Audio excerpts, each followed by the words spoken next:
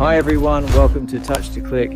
In this video we'll show you how to find IP address in command prompt and understand where to see your local network details.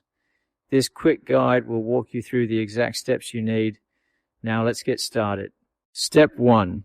Right-click on the Windows Start menu located at the bottom left corner of your screen and select Run, which is used to open programs directly by typing their names. Step 2. Once the Run dialog box opens, type CMD into the empty field. This command is used to open the command prompt utility.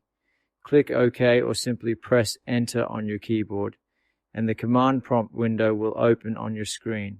Step 3. Inside the command prompt window, type ipconfig and press Enter.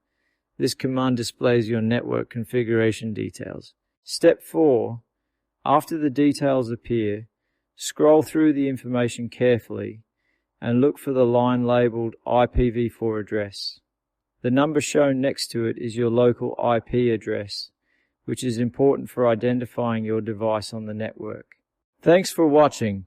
Don't forget to subscribe to the Touch to Click channel for more helpful videos.